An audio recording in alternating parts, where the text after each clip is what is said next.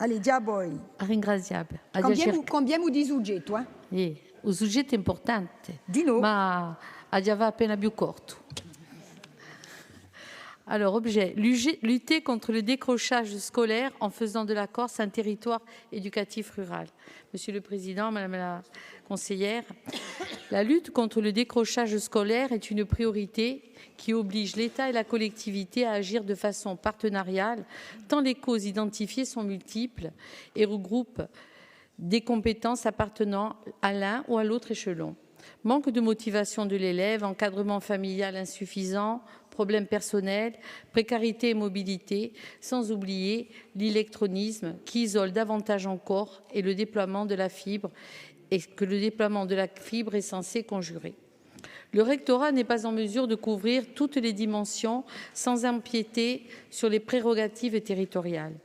Il faut intégrer que la lutte contre le décrochage constitue un enjeu majeur humain, social et économique auquel nous devons participer pour réduire les inégalités concernant l'accès au savoir, tout en élevant le niveau de qualification et de compétences de l'ensemble de la population scolarisée.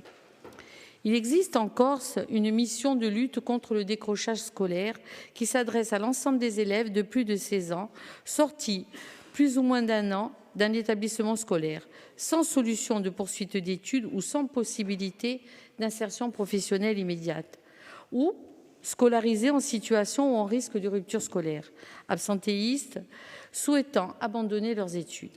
Il a été établi qu'en milieu rural, cette catégorie de jeunes n'a plus d'accès au quart scolaire, alors même que cette absence de mobilité nuit à leur réinsertion et à la restauration du lien scolaire. S'agissant d'une compétence propre à la collectivité, je souhaiterais savoir si l'on peut envisager une prise en charge au même titre que les lycéens et les jeunes concernés dont la situation de décrochage scolaire fait l'objet d'un suivi par la mission dédiée. Dans le même ordre, la loi de 2014-288 du 5 mars 2014 relative à la formation professionnelle, à l'emploi, à la démocratie sociale, a confié aux régions, en lien avec les autorités académiques, la mise en œuvre et la coordination des actions de prise en charge des jeunes sortis du système scolaire sans diplôme ou sans un niveau de qualification suffisant. Pourriez-vous nous dire comment cela s'est traduit concrètement chez nous et s'il vous paraît envisageable de financer des référents décrochage scolaire en partenariat avec le rectorat? Enfin, un dispositif expérimental appelé Territoires éducatifs ruraux a été créé en 2021. Il vise à créer des coopérations entre les différents acteurs locaux, services académiques, associations, afin de développer l'ambition scolaire et la mobilité. D'abord expérimenté dans 3 académies, il a été étendu à 7 autres académies. Il était question de l'étendre à tous les départements ruraux pour renforcer les alliances éducatives. La Corse s'y prétend pleinement. Peut-on se positionner ou du moins étudier la question avec les services académiques? La loi du 5 août 2020 précisant qu'un jeune doit être obligatoirement scolarisé ou en formation de 16 à 18 ans, nous devons donc offrir à ces jeunes des formations, et c'est notre rôle au sein de cette collectivité, au plus proche de leur territoire. Assumer seul les compétences n'est pas la seule voie pour faire avancer les choses et l'action publique. La démarche partenariale est aussi un levier à ne pas négliger. La collectivité n'a pas de compétences accrues dans le domaine de l'éducation, mais elle en a dans les transports, la mobilité, l'alternance, la formation.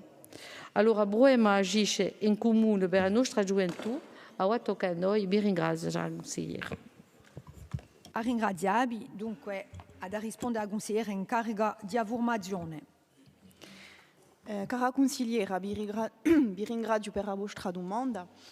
Comme vous l'avez indiqué, la loi du 5 mars 2014 relative à la formation professionnelle, à l'emploi et à la démocratie sociale a confié à la collectivité de Corse un rôle stratégique dans différents domaines, comme l'orientation professionnelle, la mise en place du conseil en évolution professionnelle, l'organisation d'un réseau de centres de conseil sur la validation des acquis, VAE, mais également la coordination des actions de lutte contre le décrochage scolaire. Donc la collectivité coordonne, en lien avec les autorités académiques, les actions de prise en charge des jeunes décrocheurs. Alors comment ça se passe? Les jeunes décrocheurs sont repérés par leur établissement d'origine et transmis informatiquement à l'Éducation nationale. Le système informatique de l'Éducation nationale, après vérification, établit une liste nominative des décrocheurs pour la Corse. La liste des décrocheurs est envoyée sur une plateforme virtuelle de travail commun des centres d'information d'orientation, les CIO, et les missions locales. Les services de l'Académie de Corse effectuent une nouvelle vérification et transmettent la liste consolidée aux missions locales par territoire. Les décrocheurs sont ensuite contactés par les structures et un suivi personnalisé leur est proposé à travers un accompagnement et des solutions. La conduite de cette politique partenariale et collective se structure autour des PSAD, c'est-à-dire les plateformes de suivi et d'appui aux décrocheurs, qui constituent l'outil de coordination de l'ensemble des acteurs locaux intervenant sur les phases de repérage, d'accompagnement et de suivi des jeunes. Mais aujourd'hui, afin d'être le plus efficace possible et dans l'objectif de remédier à certaines difficultés, la collectivité de Corse a impulsé une nouvelle dynamique afin de proposer une nouvelle stratégie de prise en charge plus efficace des décrocheurs scolaires. Donc nous travaillons actuellement à la mise en place d'un outil territorial de recensement et de suivi des décrocheurs permettant de pallier aux insuffisances de la liste établie donc, par l'Éducation nationale, à une meilleure prise en charge des décrocheurs afin de leur proposer une solution mieux adaptée à leurs besoins et à leur situation, à l'amélioration du suivi des décrocheurs par la mise en place d'un service bien identifié composé d'assistants de plateforme, de chargés de suivi personnalité pour chaque décrocheur. Un soutien aux projets dans le rural, aux accompagnants scolaires et périscolaires, et enfin un soutien de projets d'accompagnement et de préparation des élèves à l'entrée à l'université. Alors, le travail en cours mené par les services de la collectivité de Corse et l'ensemble des partenaires débouchera sur une nouvelle contractualisation s'articulant autour de 3 axes, la prévention du décrochage, le repérage des décrocheurs et la remédiation. Le dispositif expérimental territoire éducatif ruraux auquel vous faites référence, mis en place par l'Éducation nationale, vise à mettre en synergie les acteurs d'un bassin de vie autour d'un projet éducatif.